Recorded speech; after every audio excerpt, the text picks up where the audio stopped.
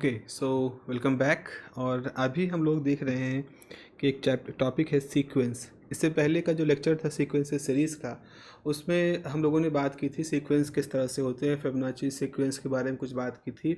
और हमने कहा था कि किस तरह से सीक्वेंसेस हम एक इंट्यूशन कैसा हमें सीक्वेंस के बारे में एक डेवलप करने की कोशिश की गई थी। और कुछ मोर मैथमेटिकल अब हम इसके बारे में पढ़ रहे हैं। जैसे कि देखें, एक परिभाषा सीक्वेंस की जो पहले भी हम लोगों ने बात की थी कि let N be the set of all natural numbers. ठीक है, एन में कोई एक सेट है, इसमें सभी नेचुरल नंबर हैं। And S be any set of real numbers. ठीक है, then a sequence in S is a mapping. तो अगर हम कह रहे हैं एस जो कि रियल नंबर का सेट है, हम उसके लिए अगर सीक्वेंस डिफाइन करना चाहें तो हम कैसे कहेंगे, ये एक सीक्वेंस एक मैपिंग के फॉर्म में देखो यहाँ पर डिस्कस हो रही है कि f इज़ अ मैपिंग, जो फंक्शन है जो कि n से s को रिलेट कर रहा है। जैसे मान लो ये आपका n है, ये आपका s है, तो ये जो बीच में एरो आप देख रहे हो ये कोई मैपिंग है जो कि रिलेट कर रहा है n से s को।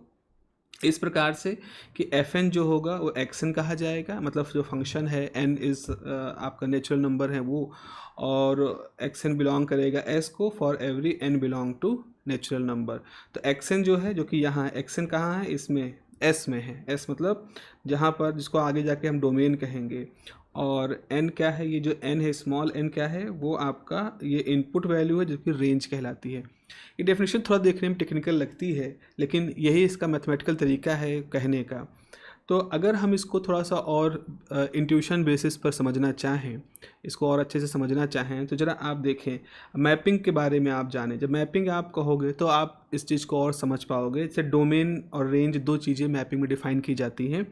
फॉर एग्ज़ाम्पल, अगर मैं कहूँ रेंज मतलब होता है इनपुट वैल्यूज़, और अगर हम कहें डोमेन, तो डोमेन मतलब होता है कि जो आउटपुट निकल के आ रहा है।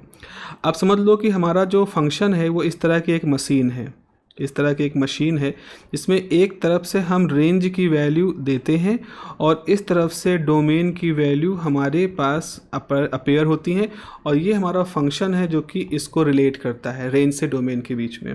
तो देखो यहाँ पर ये आपको रेंज दिख रहा है, ये आपको डोमेन दिख रहा है। ज़रा सा इसको हम लोग सोचते हैं, एक और बेहतर तरीके से सोचते हैं।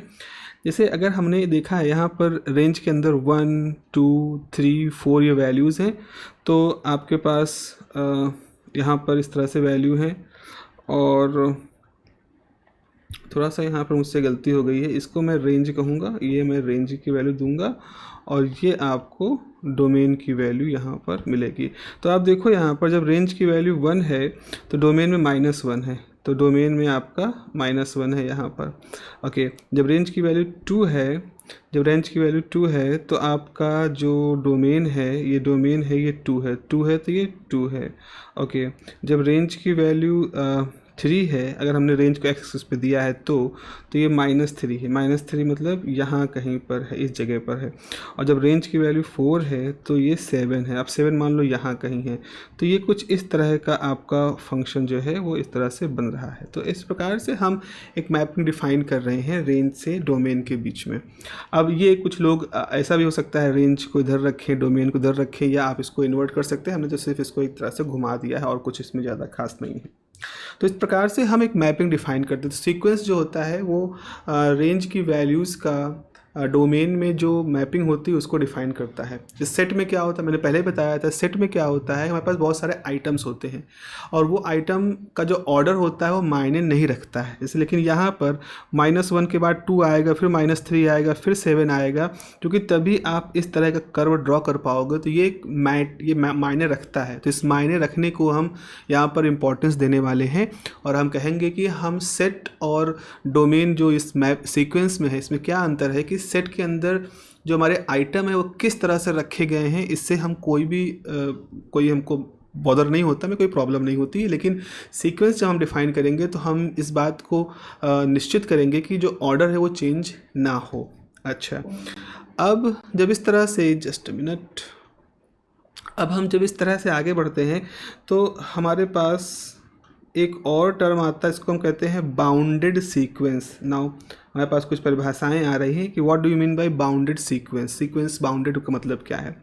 तो एक सीक्वेंस को हम बाउंडेड कब कहेंगे? जब उस वो अबव और बिलो दोनों साइड से बाउंड हो। कोई सीक्वेंस बाउंड तब कहलाता है जब वो अबव बाउंड भी हो और बिलो बाउंड भी हो। अब सवाल ये है कि अबव बाउंड और बिलो बाउंड क्या होता है। सबसे पहले तो ये जानना पड़ेगा हमें कि what is do you mean by above bound and what do you mean by below bound. एक बार जब अबव और बिलो बाउंड समझ में आ जाएगा तो हम बाउंडेड सीक्वेंस को समझ जाएंगे। तो पहले हम बिलो बाउंड सीक्वेंस के बारे में समझे। What do you mean by below bound? जैसा कि नाम सजेस्ट कर रहा है, बिलो बाउंड। बिलो बाउंड का मतलब होता है कि एक सबसे छोटी वैल्यू एग्जिस्ट करे और वो सबसे छोटी हो। सबसे छोटी होने का मतलब है कि उस सीक्वेंस में बाकी जितने टर्म हों वो सबसे छोटी वैल्यू से ज़्यादा हों, इसलिए इसको बिलो बाउंड कहते हैं। बिलो मतलब ये है, मान लो कि जैसे एक कुआं है इस तरह से, तो अगर हम यहाँ पर इसके लोवेस्ट पॉइंट की लिमिट को फिक्स कर दें, इससे ऊपर ही आपको जाना है, इससे नीचे नहीं जा सकते, इससे बिलो नहीं जा सकते, तो हम कहेंगे लोअर साइड से बाउंडेड है। तो ऐसा सीक्वेंस जिसमें एक सबसे छोटी वैल्यू एग्जिस्ट करे, बाकी सारे टर्म उससे ज़्यादा के हों, तो उस सीक्वेंस को हम बिलो बाउंड, मतलब नीचे से उसकी सीमाएँ तय हो गई हैं, इसको हम कहते हैं। जैसे यहाँ पर हम कहेंगे कि अगर हम सीक्वेंस में कोई टर्म ले एक्स एन, nth टर्म लें, तो वो जो nth टर्म होगा वो किसी m1 नंबर के या तो बराबर होगा या उससे ज़्यादा होगा। ठीक है, जैसे अगर आपने कहा कि कुआं है, कुएं की गहराई है, तो सबसे गहरा इलाका जो है वो ज़मीन से मान लो 100 मीटर की गहराई पर है। अब इसके बाद बाकी जितने भी मार्क होंगे वो ज़मीन से 100 मीटर से ज़्यादा नीचे नहीं होंगे। तो आपका जो कोई nth टर्म होगा, मान लो जो nवां टर्म है, आखिरी टर्म है, या जो भी आप टर्म के बारे में बात कर रहे हो, वो हमेशा एक लोवेस्ट वैल्यू के या तो बराबर होगा या उससे ज़्यादा होगा, उससे कम नहीं हो सकता, क्योंकि वो नीचे से बाउंडेड है, उससे नीचे गहराई नहीं जा सकती है। तो वही लिखा है एक्स एन कोई nth टर्म है, इट इज़ मोर देन और equal to some number m1, और जहाँ पर n कोई नेचुरल नंबर है। अब इसका एग्जाम्पल देख लो, जैसे मान लो सीक्वेंस है 1 2 3 4 और इस तरह से नेचुरल नंबर का सीक्वेंस चल रहा है, तो ये बाउंडेड बिलो कहलाएगा। कब इसको बाउंडेड बिलो हम कब कहेंगे? जब इसके अंदर एक टर्म एग्जिस्ट करेगा m1, दैट इज़ 1। जैसे यहाँ पर 1 एक टर्म है, ये एग्जिस्ट कर रहा है, इससे नीचे कोई नहीं है, इससे ऊपर है 2 3 4 5 हैं, तो यानी कि ये जो सीक्वेंस है 1 2 3 4 आगे भी ये बिलो बाउंड है, because the minimum value +1 is present here. ऐसे ही बाउंडेड अबव। अब बाउंडेड अबव का मतलब क्या होता है? कोई सीक्वेंस ऐसा जिसकी मैक्सिमम वैल्यू फिक्स हो चुकी है। जैसे मैक्सिमम वैल्यू है, मान लो एक टावर की ऊंचाई है, तो ये ऊंचाई मालूम है कि 1000 फीट है ज़मीन से, बस। अब इसके नीचे आप क्या होगा, तो 900 फीट, 700 फीट, 500 फीट, 200 फीट और फिर ज़मीन 0 फीट आएगा, तो एक अपर वैल्यू एग्जिस्ट कर रही है। तो जहाँ हम बिलो बाउंड में कुएँ के एग्जाम्पल को सोचते हैं, वहाँ हम अपर बाउंड केस में एक बिल्डिंग की बाउंड्री, बिल्डिंग की हाइट को सोच सकते हैं। तो यहाँ पर क्या होता है, एक एक्सन टर्म होगा जो कि एक मैक्सिमम वैल्यू से या तो छोटा होगा या उसके बराबर हो सकता है। ठीक है, या तो एक मैक्सिमम वैल्यू कोई होगी उससे छोटा होगा, मैक्सिमम से छोटा होगा या उसके बराबर होगा। जैसे आपने देखो ये सीक्वेंस है -1 -2 -3, इस तरह से सीक्वेंस है। तो यहाँ पर -1 सबसे ज़्यादा वैल्यू है, जो कि आप माइनस में चल रहे हो, तो -1 सबसे बड़ी वैल्यू, -2 -3 -4 इससे छोटी वैल्यूज़ होती चली जाएंगी। तो यहाँ पर -1 एक बहुत सबसे बड़ी वैल्यू है सीक्वेंस में, तो ये अपर बाउंडेड है। तो अब अगर आप अपर बाउंड और बिलो बाउंड को समझ चुके हैं, तो अब आप बाउंडेड सीक्वेंस कैसे कहोगे? ऐसा सीक्वेंस जो दोनों तरह से बाउंड हो, जिसकी एक अपर लिमिट भी एग्जिस्ट करे और एक लोअर लिमिट भी एग्जिस्ट कर रही है। तो जैसे अगर हम कहें कि एक्स एन है, ये 1 जैसे यहाँ पे लिखा है X N equal to 1/n, ये अपर बाउंडेड है या बिलो बाउंडेड है, तो यहाँ पर क्या होगा? जैसे आप देखोगे, अगर मैं इसकी वैल्यू लिखना चाहूँ तो ये हो जाएगा 1, n की वैल्यू मान लो 1 है, n की वैल्यू 1 2 3 होती है, तो यहाँ पर क्या होगा? आप देखो इसकी वैल्यू xn क्या क्या हो सकते हैं? xn हो सकता है 1 हो सकता है, 1/2 हो सकता है, 1/3 हो सकता है, 1/4 हो सकता है, 1/5 हो सकता है। इस तरह धीरे धीरे करते करते जैसे जब 1/6 होगा तो और छोटा हो जाएगा। देखो 1 सबसे बड़ा है, तो 1 सबसे बड़ा है, हाफ उससे छोटा है, यानी 1 सबसे बड़ा है तो अपर बाउंड तो हो गया। इस तरह से 1/2, 1/3, 1/4 करते करते जब आप 1 इनफाइनाइट पहुंच जाओगे या बहुत लार्ज वैल्यू पहुंच जाओगे, तो उसकी लिमिट क्या हो जाएगी? 0। तो इसमें सबसे छोटी संख्या जो प्राप्त की जा सकती है वो 0 होगी, सबसे बड़ी संख्या जो यहाँ पर है वो 1 है। तो इसका मतलब ये एक ऐसा सीक्वेंस है जो कि इनफाइनाइट तक नहीं चल रहा है। एक ऐसा सीक्वेंस है जो 1 से शुरू हुआ है मैक्सिमम वैल्यू से और 0 पे ख़त्म होगा जा करके कभी ना कभी, जो कि उसकी मिनिमम वैल्यू होगी। तो ये अपर और लोअर दोनों तरफ से बाउंडेड है। ये इस तरह से हमने इसके बाउंडेशन की कंडीशन को, बाउंड्री कंडीशन को निकाल लिया। अच्छा, तो अब जरा समझे, ये हमने कर लिया, ये हमने कर लिया। अब हम एक बहुत इंपॉर्टेंट सा टर्म समझने वाले हैं, convergent sequence. What do you mean by convergent sequence? तो ऐसा सीक्वेंस जैसे मान लो इसमें nth टर्म हम लें और अगर हम n की वैल्यू को इनफाइनाइट कर दें, मतलब हमने एक ऐसा सीक्वेंस लिया जिसमें हम जितने चाहें उतने n टर्म ले सकते हैं और तब भी हमारे पास जो वैल्यू हो वो फाइनाइट आए। मतलब nth टर्म के लिए भी अगर n जीरो कर दें, n इन्फिनिटी कर दें, तो अगर वैल्यू फाइनाइट आ रही है तो इसका मतलब हमारा सीक्वेंस जो है वो कन्वर्जेंट है। अगर इसको थोड़ा सा इंट्यूशन के बेस पे समझना चाहें, जैसे मान लो कि आप समझ लो कि इस तरह से कि ऐसे हम कुछ मान लो लकड़ियाँ रख रहे हैं, तो हमने एक लकड़ी रखी इस हाइट की, फिर अगली लकड़ी रखी इस हाइट की, फिर अगली लकड़ी रखी इस हाइट की। तो आप एक ट्रेंड देख रहे हो। आप ट्रेंड क्या देख रहे हो कि जैसे जैसे हम आगे बढ़ते जा रहे हैं लकड़ियों की जो हाइट है वो लगातार छोटी होती जा रही है। तो इसका मतलब ये होगा कि कभी ना कभी हमारी जो आखिरी लकड़ी रखी जाएगी वो लगभग नहीं के बराबर दिखेगी, दैट विल बी जीरो। यानी कि ये जो पूरा रखने का सिलसिला है ये एक समय आके थम जाएगा जब हमारा जो लकड़ी है वो बिल्कुल जीरो हाइट की हो जाएगी, नहीं बचेगी। तो इस तरह से हमने सीक्वेंस को अनंत समय तक चला नहीं रखे, हम अपने सीक्वेंस को ख़त्म कर रहे हैं। सीक्वेंस को कन्वर्ज करना ज़्यादा इसका अच्छा शब्द होता है। जैसे आप सोचो कि एक लेक्चर है, एक कोई मूवी है, सपोज एक मूवी है जिसमें कहानी बिल्ड होती है। अब कहानी बिल्ड होती, बहुत सारी घटनाएं होती हैं, लेकिन धीरे धीरे जैसे जैसे समय बीतता है तो वो सारी घटनाएं, कहानी एक एंड की तरफ आती है और एक एंड पे आकर के ख़त्म हो जाती है ना। तो इसे कहते हैं कन्वर्जिंग। जैसे आप डेली सोप होते हैं, टेलीविज़न में जो आते हैं, उनमें कहानी का कोई ओर छोर नहीं होता। तो वो एक तरह से वो आपको नहीं मालूम है कि हम 1 साल देखेंगे कि 2 साल देखेंगे कि 3 साल देखेंगे तो कोई कहानी मतलब ख़त्म होगी कि नहीं, because there is no as such story. तो अगर हम उसको देखें तो 1 episode, 2 episode, 1000 episode, 1200 episode, 2000 episode, इस तरह से उसके बनते रहेंगे। तो अगर उनको हम कहेंगे तो that is a kind of diverging, फैलता ही जा रहा है, उसके और पार्ट भी बनते चले जा रहे हैं। वेब सीरीज़ वगैरह होती हैं, 1 पार्ट, 2 पार्ट, 3 पार्ट, सीजन पे सीजन आते चले जा रहे हैं, तो कोई कंक्लूजन उस तरह से कंक्लूड नहीं हो रहा है। तो वो ऐसा ही कुछ यहाँ पर भी है। आपके पास सीक्वेंस है, आपके पास बहुत सारे टर्म्स हैं और आप पास जितने टर्म्स हैं वो सब इस तरह से अरेंज हो रहे हैं कि एक समय ऐसा आएगा कि वो जो nth जो सबसे आखिरी टर्म होगा दैट विल बी, मतलब एक पूरी चीज़ को कन्वर्ज कर लेगा, एक पर्टिकुलर पॉइंट पे आके फोकस हो जाएगा। तो जैसे कि अगर हम देखें यहाँ पर, अब हम एग्जाम्पल इसका ये है कि अगर हमारे पास कोई एक्सन nth टर्म है और उसमें n को हम इनफाइनाइट की तरफ अप्रोच करें और हमारे पास फाइनाइट वैल्यू आए, तो इसका मतलब हमारी सीरीज जो है वो कन्वर्ज कर रही है, वो किसी कहानी के क्लाइमेक्स है वहाँ पर। ऐसा जैसे फॉर एग्जांपल हमारे पास सीक्वेंस है 1 है, हाफ है, 1/4 है, 1/8 है, 2⁻3 8, इस तरह से। तो अगर हम इसको एल्जेब्रिक फॉर्म में लिखें तो xn बराबर हो जाएगा 1/2n-1। अब देखो जब n की वैल्यू 1 रखोगे तो आ जाएगा 1/2 बिकॉज 1 - 1 0 हो जाएगा। जब n की वैल्यू 2 रखोगे तो ये हो जाएगा 1/2 - 1 यानी 1/2। n की वैल्यू 3 रखोगे तो हो जाएगा 1/3 - 2 यानी 1/2, इस तरह से।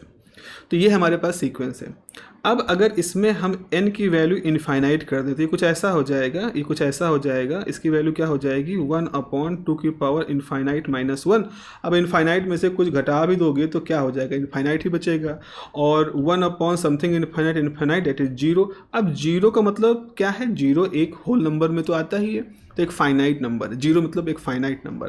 तो फाइनाइट आ गया, इसका मतलब है ये जो सीक्वेंस है ये एक समय पे जा कर के कन्वर्ज कर जाएंगे, मतलब ये छोटे होते होते होते होते होते होते एक दिन ख़त्म हो जाएंगे। ठीक है। और वहीं दूसरी तरफ डाइवर्जेंट का मतलब क्या होता है, डाइवर्जेंट का मतलब है अगर आप यही सारा काम करें, यही सारे काम को करें इसी तरह कंडीशन को, लेकिन नॉट फाइनाइट आए, राइट साइड में आपके पास फाइनाइट ना आए, तो ऐसे सीक्वेंसेस को हम क्या कहते हैं, ऐसे सीक्वेंसेस को हम डाइवर्जेंस सीक्वेंस कहते हैं। सॉरी मैंने सीरीज लिख दिया, this is the divergence of sequence. एक और तरह के सीक्वेंस होते हैं जो कि ऑसिलेटरी सीक्वेंस कहते हैं, जो ना कन्वर्जेंट होते हैं ना डाइवर्जेंट होते हैं। ना फैल ही रहे हैं और ना किसी पर्टिकुलर पॉइंट पर कन्वर्ज हो रहे हैं। इनको ऑसिलेटरी कहते हैं। जैसे प्लस माइनस में कोई चीज़ 0 से 1, 1 से 0, 0 से 1, 1 से 0 इस तरह से मूव कर रही है, तो ये एक तरह से अपने आप को बार बार रिपीट कर रहा है।